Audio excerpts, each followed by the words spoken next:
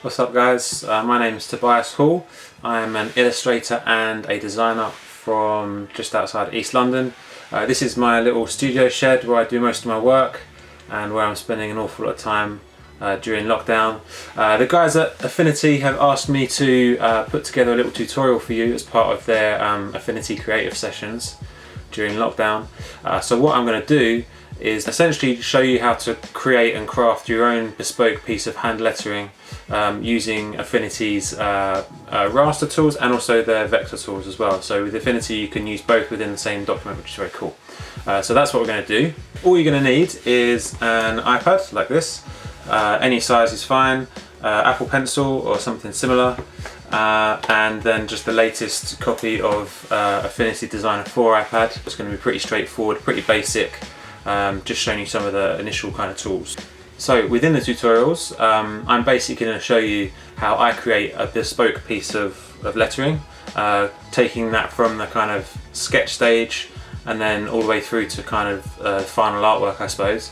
Affinity have told me to keep this relatively short, so the sketch stage I've kind of done already, but what I'll do is I'll very briefly take you through what that process looks like for me, and then from that stage we'll take the chosen rough and take it forward to final artwork.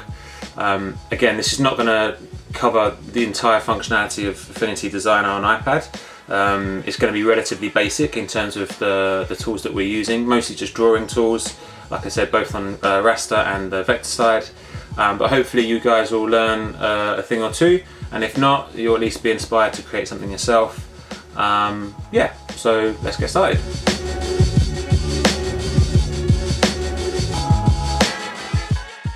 So the first thing I wanted to show you guys was just a brief look at my kind of roughs process. So I'm working here in an A4 document using the pixel interface up here and just working with a simple pencil brush. So I've chosen a phrase which is home team, and that's just in reference to this situation we're all in at the moment, having to stay home, but the fact that we're all in it together.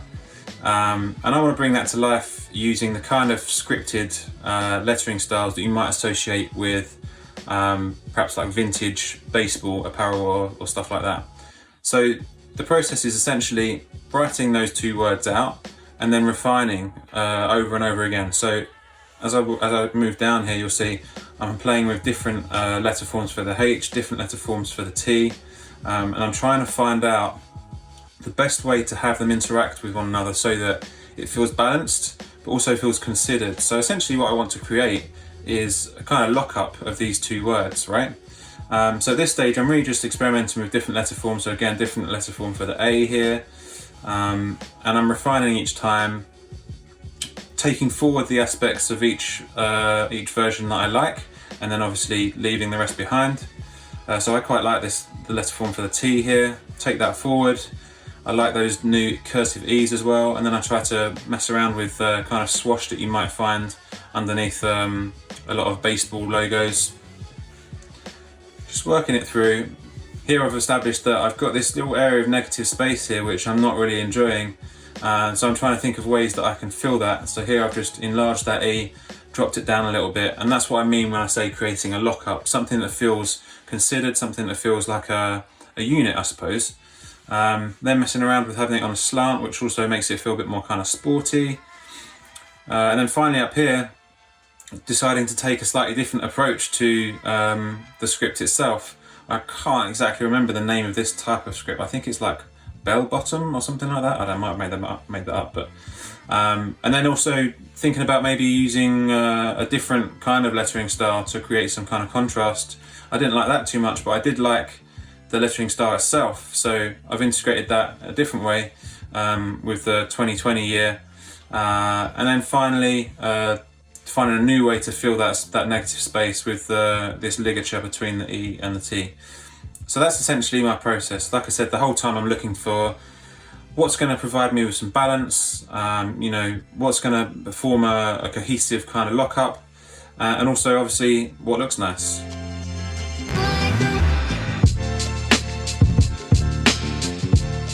So once we've selected the rough that we want to take forward to final art, the next stage is to create essentially like a refined rough. The first thing to mention, of course, is that the roughs I've just shown you are actually pretty neat. They don't have to be that neat, that's just kind of the way I work. So what I'm left with now is actually quite a relatively accurate rough already. However, we can see that there's already a few things that I need to correct. So what I've done here is I've brought in a grid and I've created these guides just using the pen tool in the vector persona. And what that's shown me is that already there's a few inconsistencies. So I'm not quite following the right slant here. This M is sitting slightly too high. And there's probably also a few issues with weight in terms of the line weight for the M here. And then also I can see that the downstroke of this H here isn't quite following the correct line either. So this is the stage at which we're going to correct all those things. And the reason I like to do this so thoroughly, I suppose, is just because it gives me something really accurate to work with when it comes to creating that final artwork, which is really important, especially if you're going to use the pen tool to vector these letters. So that's why I work that way. So then what I've done is I've brought in the chosen rough and I've reduced the opacity. I'm actually going to reduce it even more than that, and then I can just lock that layer. These guides are on their own layer as well, which I can also lock. And then finally I'm going to bring in a new pixel layer, making sure I'm in the pixel persona. And I'm going to find myself a pencil brush, and I'm just going to go back in using this as a guide and make those corrections essentially.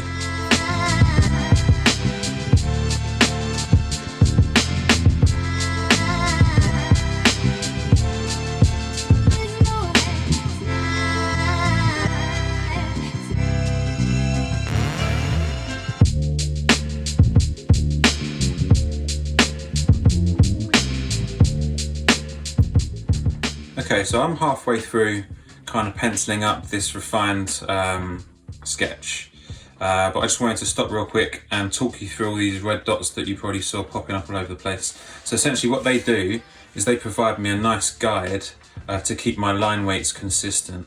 So I've got three sizes of dot here, one small one for the thinner part of each line, a medium one for the thicker part of each line, and then one that's bigger still for the thicker part of the line on the capital letters, which needs to be proportionally a little bit bigger. So they provide me with a guide, like I said, to make sure that I keep line weights consistent across the piece. But they do only form a guide. You can't completely stick to them super strictly. And a good example of that would be for the letter M here. So you can see this circle here and this circle here are essentially the same size. But if I adhere to these circles completely, then if I just show you by quickly rubbing out this aspect, this part of the M, if I go right up to that line, right up to that circle, and adhere to it completely, and when I get rid of these and get rid of this, you can see that actually that M now doesn't hold the same compositional weight as the other letters. It looks too skinny. And so that's an example of sometimes you need to just use your eyes and do things optically. But certainly those circles really help provide a guide for most of the piece.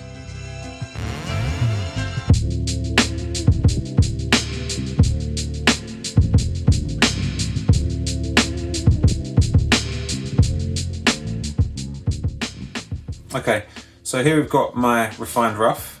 You can see in red is the original rough, so those are the kind of little tweaks and changes that I've made here and there until I'm happy. And now that I've got that rough, I've basically got two different options for developing the final artwork. So I can either work in vector using Affinity's vector pen tool, or I can continue on in raster just using one of the many different brush presets that they've got available. You can also download brushes from kind of popular websites like Rough Supply that have brushes that perhaps aren't preloaded.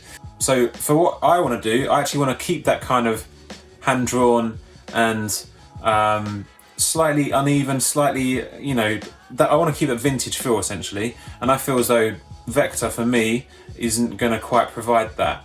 So when it comes to creating my kind of neat lettering, I'm going to stick with raster and use one of their Affinity brushes. But for those of you who would rather work in vector, I'm just going to quickly show you how I'd go about vectoring up one of the letters using the pen tool in Affinity.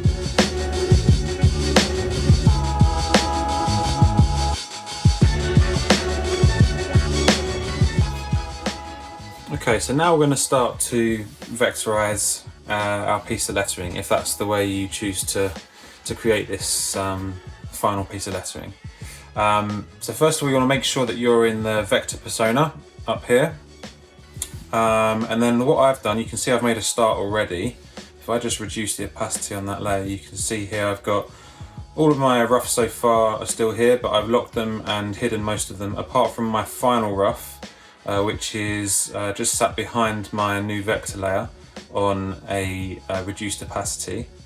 I've reduced the opacity of my actual vectors as well for now, because what that does, if I zoom in, it gives me a chance to see my original sketch and see how closely I'm following that original sketch. Now one thing you'll notice probably is it won't necessarily stick to your original sketch completely, but that's okay. So yeah, I'm going to use the pen tool, which is just over here.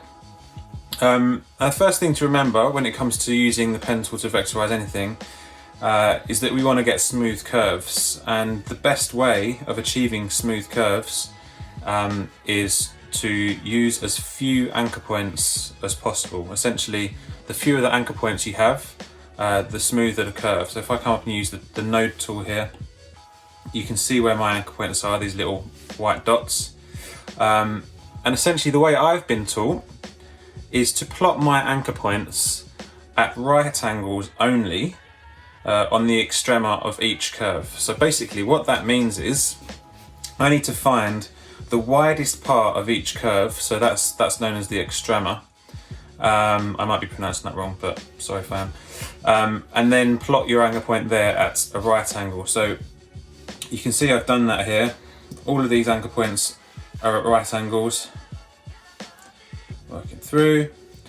And the way I find where that extrema is, nowadays I just generally do it by eye, but it's also possible to use the guides. So if I click on show guides here, you can add a vertical guide or add a horizontal guide. So just appear here, drag it down. If I get rid of my vector for just a second, drag it down onto your sketch to where the widest part of that curve is. And if I add a vertical one, I can do the same with this aspect of the curve, just like that. So I actually originally did that by eye, but if I now turn my vector layer back on, and go up and use the node tool, I can see how close I was. So that's not too bad. Obviously I've strayed from the original sketch anyway, which you may decide to do. It might be that actually using this technique is quite handy because it can show you the slight flaws in the curves of your original sketch. So here, this original sketch, the curve is actually a little bit too square, so I need to round it out a little bit more. And using that technique of plotting anchor points at right angles on the extrema helped to show me that. So it's really handy. So let's carry on and continue vectorizing this O here. Now there's a couple of ways that you could tackle this. With the H, what I've done is vectored it as one complete shape. So it's all one shape there, but that's not necessarily the only way to work. I could have broken it down. So this kind of swash off the H here I could have made as a separate shape. And actually for the O, I think I'm going to break it down and tackle it a slightly different way. So I've got my guides here and I've set them up at the widest part of each curve, at the extrema. So they're going to form my guide, and I'm going to start by creating the outer shape, and then I'm going to create the counter, so the inside of the O. So let's just start by doing that now. If I hold down two fingers as I'm using the pen tool, it snaps the bezier curves at increments. So it means that it's much easier to keep those bezier handles at right angles, which is important. So there's my first point. I can come down here to where these points meet as well. Drag out this way. come up here, drag this one out, come up here, drag this out, and then come back here to create the shape. Now I'm going to come up to my colour palette and make that black just so you can see. Now obviously we've got a nasty bit of the curve here, so I want to change that a little bit. I can come up and use the node tool just up here. Now I need to take one of these handles and make it slightly shorter, and take this handle and make it slightly longer. You can see how it's not following my original sketch here as well. So now I'm going to drag this handle out to be a little bit wider. Now this is giving me some indication, but actually it's going to be a lot easier to see how smooth these curves are if I fill that shape. So I can just come up here, hold and drag, and now I can see a little bit better. And to help me even more, I can just hide my guide a little bit. So this is showing me there's still a few problems here. So I'm going to go back in using the node tool and just smoothen out some of these curves a little bit more.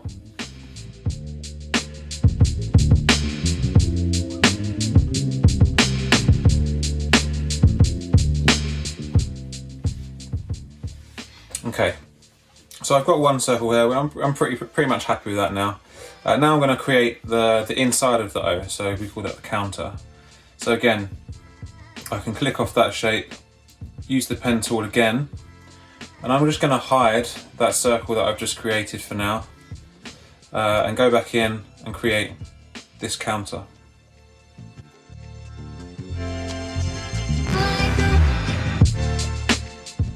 Okay, so now I've got the counter of my O, and I've also got the outside of my O. I'm just going to change the colour of this counter so we can see a bit more clearly. Now in order to take away the counter from the larger shape, what I need to do is select both of those shapes. I can do that by just dragging the layers. Come up here to this ellipsis button, and here I've got a number of different operations that I can do. I want to focus on the geometry options at the moment. So this is kind of like the equivalent to Pathfinder that you might find in Adobe Illustrator or something like that. And if I click the subtract option, you can see it's deleted that counter from the wider shape. So now I've got my general kind of O shape. I want to start creating my ligature to create the bridge between the O and the M.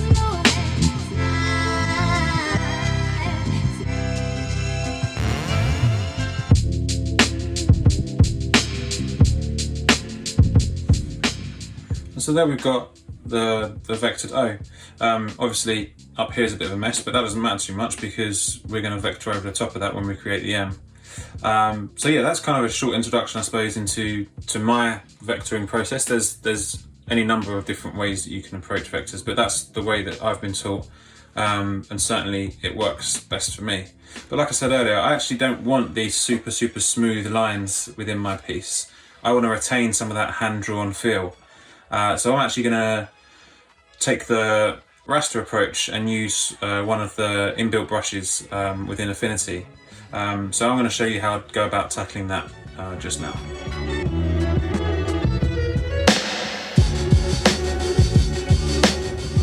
Alright, so here's how I'd go about creating this neat piece of lettering in raster using one of Affinity's preloaded brushes.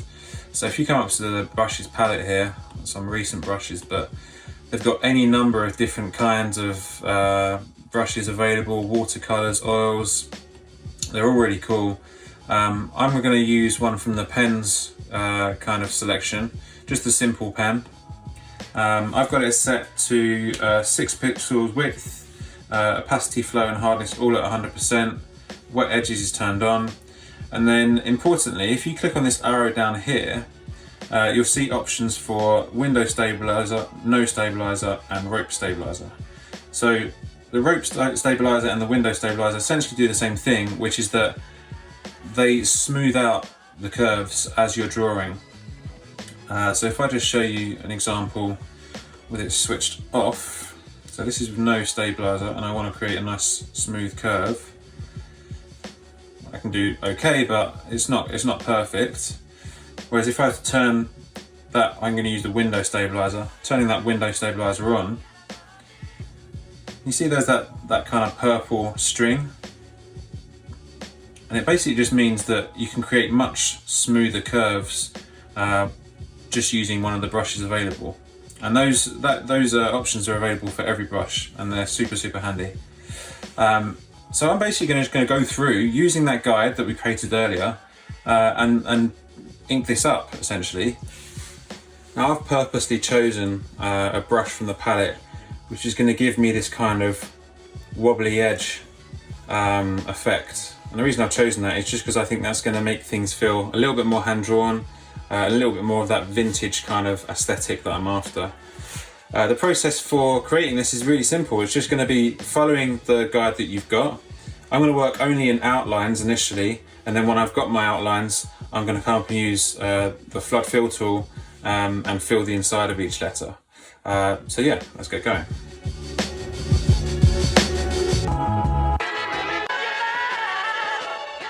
I just wanted to quickly show you, if I make a mistake, so for example, just in this section here, I feel like I need to shave just a little bit off from this stroke here.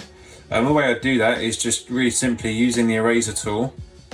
And once I've got the eraser tool selected, I can go back up to my brushes palette and choose the same brush that I've been drawing with. And what that will ensure is that when I do come to erase or shave off that little area that I think is a little bit too chunky, then it will do so using the same brush, so I can retain that kind of wobbly texture that I want. Also handily, you can use those stabilizers just as you do on the normal brushes. You can use those for the eraser tool as well, which is pretty handy.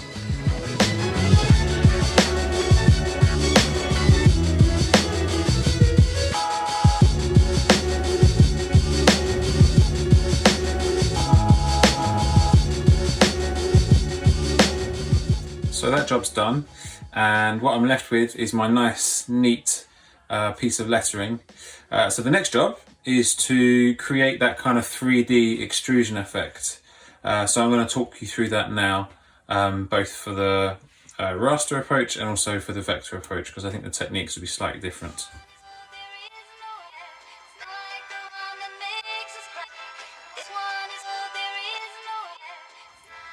Okay, so to create that 3D extrusion effect using the raster approach, what I'm going to do first of all is come up here to my layers palette, make sure all of my final lettering is on one layer, then come up here to the edit panel and click on duplicate. And then for that second duplicate layer, the one that sits underneath, I'm going to highlight that and I'm going to rename that extrusion, just so I know the difference between the two. And then what I want to do is come down to the effects panel, click on color overlay, and then just choose a contrasting color for that duplicate layer, the extrusion layer. Now we can't see that change being made because the extrusion layer sits underneath the main lettering, but if I turn that layer off, you can see just here is the red one. So now that I've got that extrusion layer highlighted, I want to click on the move tool up in the top left corner, and now duplicate that layer again. So I've now got two extrusion layers. Now it's really important that you keep that move tool selected. And now this time we're going to come down to the transform panel. And what we want to do is basically move that duplicate extrusion layer 2 pixels across and 2 pixels down. So here we want to go to our x-axis value. I want to make sure that I'm on pixels rather than millimeters. And I want to change this value to 728 in my case. It will be different for you, but just make sure it's 2 pixels below what it was already. Then on the y-axis value, again scoot across to pixels, and for this one I want to increase that value by 2 pixels. So in my case it's 1031. Now if I zoom in, you should just be able to see that extrusion starting to peak out a little bit. Now if I come up to the ellipsis tool again, or the edit panel again, and click duplicate again, what you'll see is it's automatically added another layer, and it's duplicated that movement that we've just created as well. So that's basically added another extrusion layer, but also it's moved it 2 pixels down and 2 pixels across automatically. And actually, if we continue just to keep pressing that layer, it's going to grow that extrusion essentially. So you just want to do that as many times as you like until you get the depth of extrusion that you want. But you can see it's starting to take shape here. So I'm going to keep doing that a little bit more because I want quite a thick extrusion to my lettering. So that's pretty much the sort of depth of extrusion that I'm after. The next job is to create the shadow that extrusion is going to cast. But first of all, we just want to click off of that last layer, open our layers palette. Now the last duplication that you made should be at the top here, so this last extrusion duplication.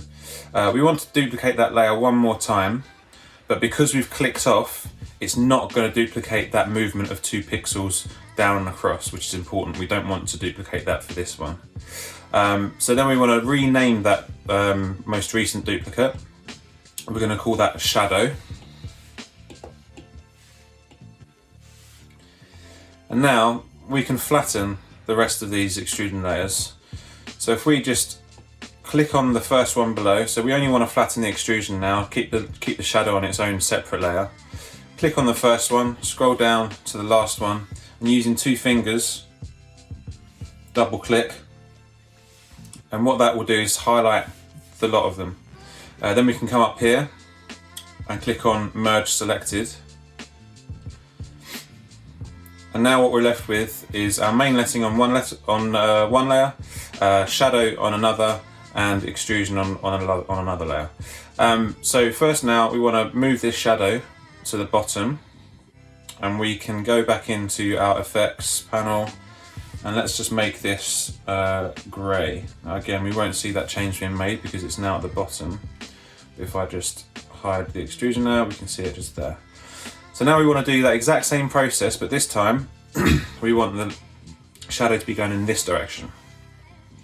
So we want to select that layer, use the move tool up here, and then we want to press duplicate. Come down here to our transform palette again. On the X value, we want to scoot across to pixels. And again, this time we want to increase that figure by 2 pixels. So in this scenario, it's going to be 680. And on the Y value, again, scoot across so we're in pixels. And we want to keep increasing this value, just as we did last time. So that's going to mean that we're going down and to the right this time. So 1083 in my case. And if we zoom in, we should be able to see that shadow is just now starting to be cast. Again, if we don't click anything else, we should be able to duplicate that.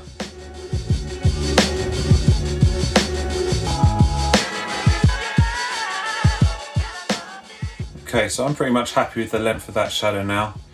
I can come up to layers palette again, click the top shadow layer, and then with 2 fingers, click the bottom, and we can merge those again, merge selected.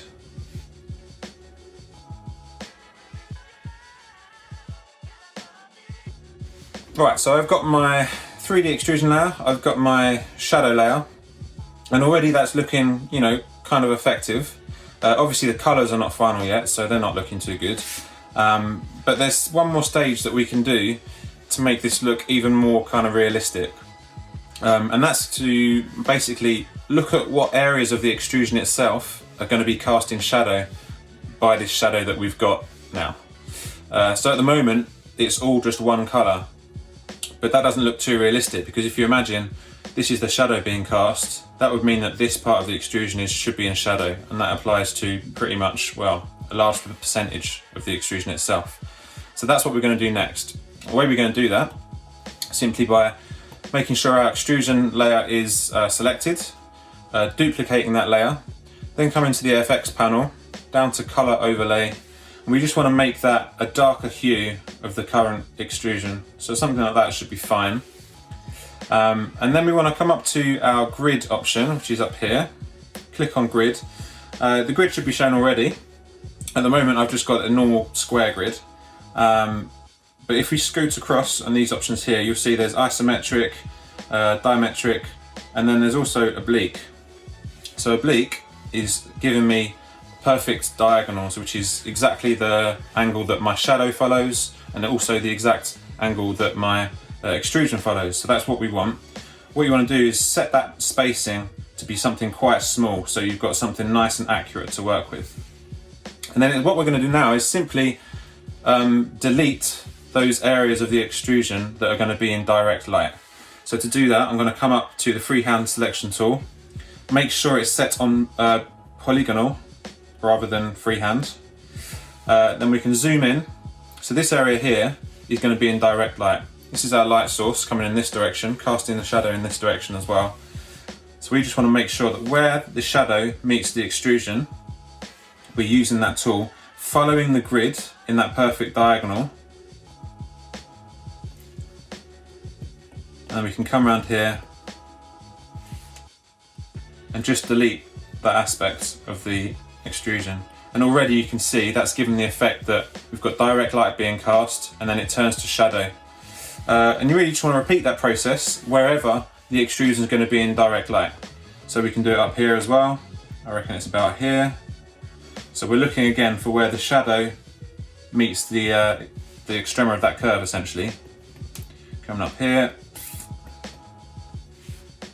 we can delete that. Same again here. Following that grid that we've got, and we can delete that. So already you can see it's starting to take shape. So I'm basically just going to apply those same rules across the whole of the piece.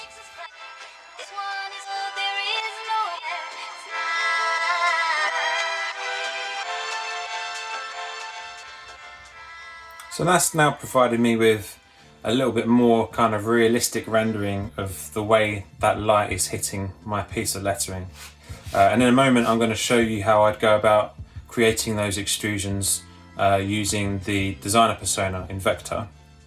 But before I do that, there's one more thing that I want to add to my piece of lettering, and that is a stroke. So I want to apply a stroke to my main lettering, this black layer here. So there's a couple of ways I could do that.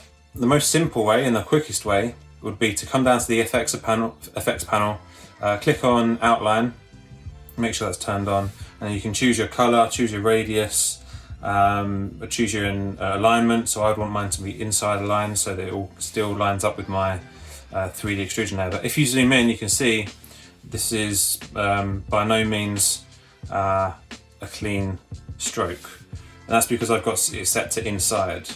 The reason why it does that is just because the nature of raster and the fact that we've drawn these pieces of lettering with the brushes means that it picks up on tiny little gaps and then strokes around those as well, which is just giving us this horrible messy appearance. So I'm not going to do it that way. Turn that off. Instead, I'm going to make sure I've got my main lettering selected. Then I'm going to come down here to the flood selection tool. I'm going to make sure that it's set to tolerance of roughly 97 or 98%. 100% just highlights the whole canvas, which we don't want to do. Then make sure we're set onto new mode, and then we're going to go ahead, select the two. Now change new to add, and now we can go ahead and just select the rest of our lettering. Okay, so we've got that lettering selected now. The next stage is to create that stroke shape. And the way I was to do that is to come down here to the refine selection tool. And we don't actually want the refine selection tool. So if you click on that again, you'll get a drop down of other options. And what we want is the outline selection tool. So once you click on that, you'll come down here and you can see you've got options for where you want it to be aligned. As I said already, I want to align mine to the inside of my lettering, because that's going to mean I've still got a nice flush line here, and that's what I want. So I'm going to play around with radius, and you can see the masking of that stroke starts to appear. So I want to set mine to roughly, let's have a look, I'm going to set mine to roughly 7.5. Another option you've got is whether you want these joins to be square edged or whether you want them to be circular. I want mine to be circular. So once I'm happy with that width and the placement and the edges and the corners, I click apply. And now I've got this sort of selection to play with.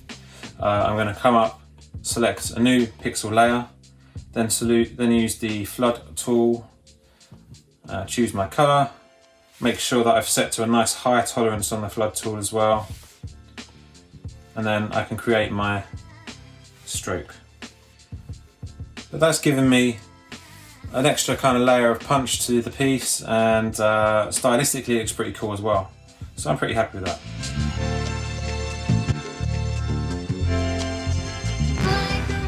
So I just wanted to quickly show you how to achieve that extrusion kind of appearance within the designer persona, so when you're using the vector approach. So what I've done here is I've just quickly vectored up a 0 from one of the 20s, because I didn't vector the whole artwork. As you saw, I did it all in raster. But this is just going to give you an idea of the kind of process. The process itself is really quite similar to what I've just shown you, with a couple of small changes. So first step in that process is have your lettering layer in vector. Duplicate that layer. Now let's lock that top layer, and let's rename the layer below it as extrusion. And I'm also going to change the color of that to red, which you won't be able to see because it's sat behind the top layer, but if I just take that away, there it is. Then we want to duplicate that, and then using the move tool, we just want to start to move that. But notice it will snap. If you hold down your finger, it will snap to a diagonal line, which is what we want. Then if we come up here to duplicate, it's going to repeat that just the same as it did when we were using raster.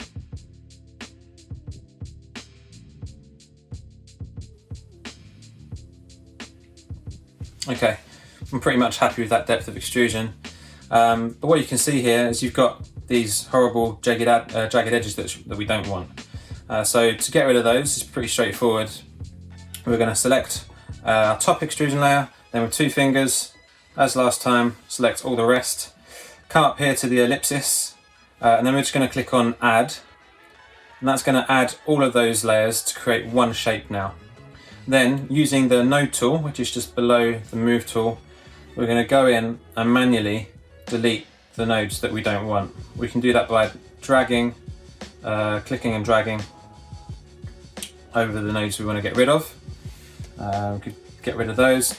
You'll see in some places you might need to tidy it up a little bit more, just like this. Now once you've got that straight line, you'll often find that there might be little outliers like this, but what you can do is simply follow the line that you've already got.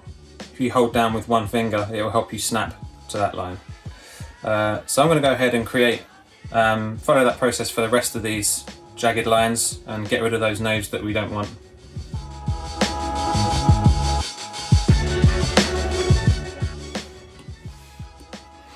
And there you've got it. So you're going to follow that exact same process to achieve the shadow going in the opposite direction.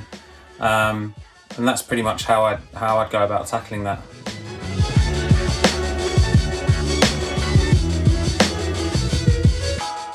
Alright, so now we're ready to colour the piece. What I've done to start is create a new pixel layer, and I've manually just drawn on my colour palette at the top here. That's just going to make things a little bit easier as we go through the colouring process. Those colours are just inspired by a recent piece that I've done, so I know that they work well as a combination, and they're going to provide that kind of sophisticated vintage aesthetic that I'm after. First job is to create a background.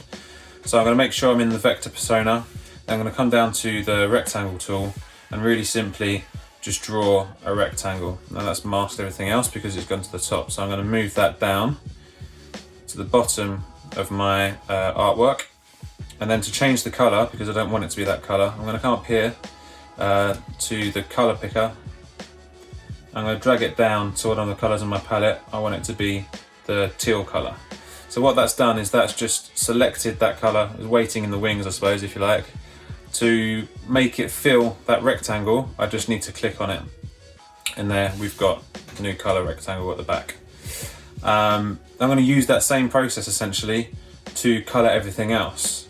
So for the shadow, open up the effects panel, go to color overlay, and then what I need to do is use the color picker again to come up here and choose the color that I want. And that's the process that I'm going to use for the rest of these layers as well.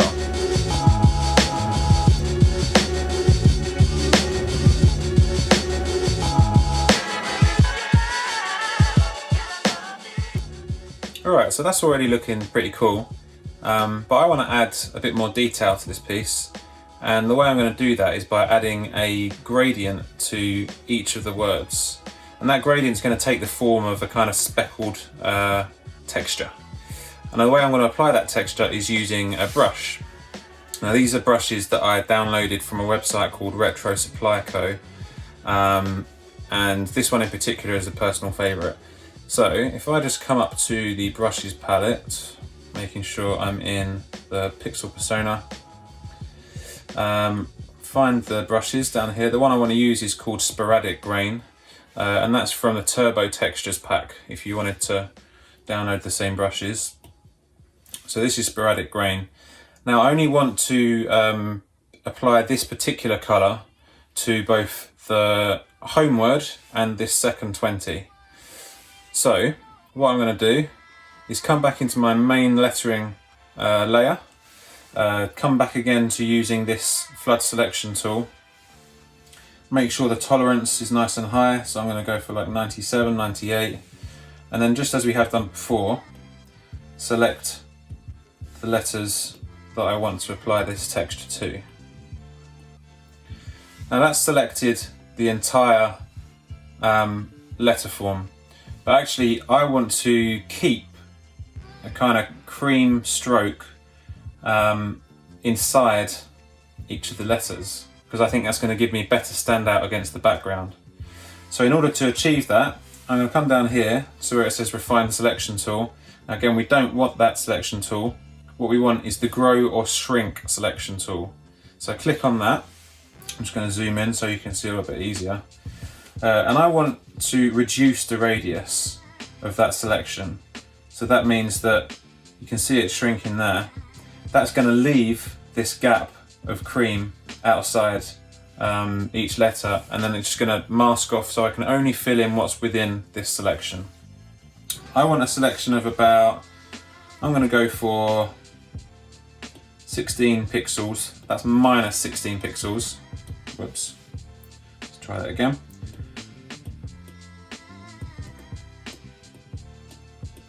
Minus 16 pixels, and that's going to give me roughly the shape that I want. Again, I've got the option to keep these corners either jagged or circular, and I want to make them circular. And then I need to press apply. So now I've got that area masked off, I can go about using that brush that I've selected to create that texture. First of all though, I'm going to create a new pixel layer because I don't want to go over anything else.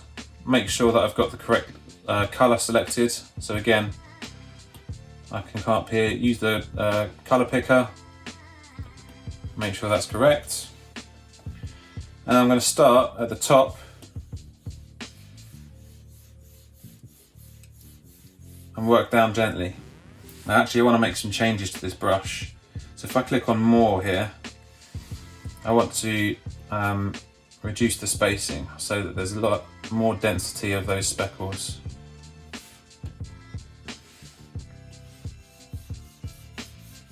That's a bit better. So once I've got that base layer, I now want to add further speckles to create the gradient effect.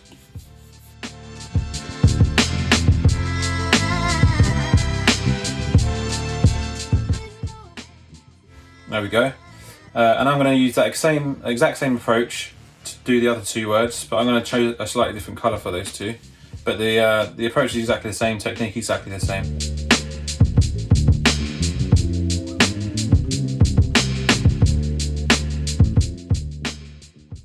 Alright, so that's added a nice amount of texture. I'm pretty happy with how that looks. There's some further things that I want to do just to create even more texture, and that's going to include creating some layer masks. Now what I want to do is, for the darker area of my extrusion, I want to create a layer mask so that some texture of the lighter part of the extrusion shows through a little bit. I probably haven't explained that very well, but you'll see what I mean. So I'm going to come down to this darker extrusion layer, and then I'm going to click on the plus up here and select mask layer. Then I'm going to make sure that my colour is set to black, that I'm still using that same textured speckle brush, and then making sure that I'm on that mask layer, I can just simply start to mask away some of those areas. I'm just kind of dabbing at the screen here because I don't want to get rid of too much, but you can see it's kind of creating that nice texture. It makes everything feel a bit more cohesive, and again, it's the kind of vintage aesthetic that I'm after.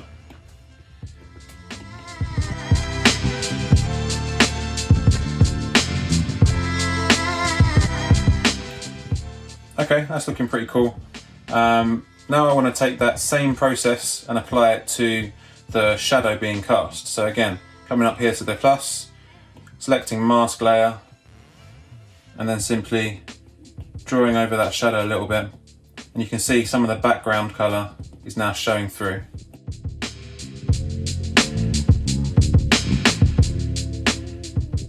Alright, I'm pretty happy with that now. There's one last thing that I want to do to finish it off, and that is to bring in a paper texture to make this piece look like it's been drawn on a piece of paper. So simply to do that, all I've done is Googled for paper textures. Once I found one that I liked, I've just saved it to my iPad.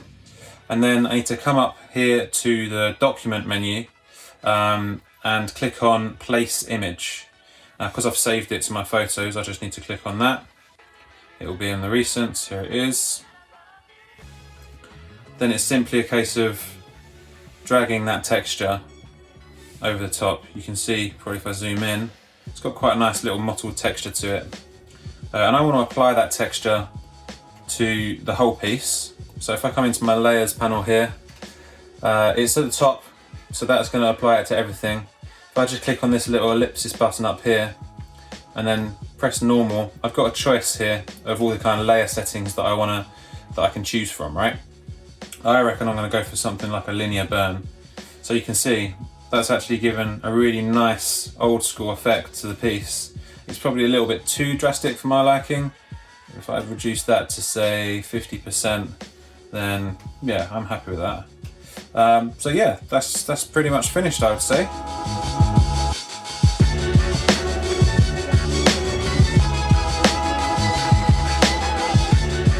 Alright, so thanks so much for watching.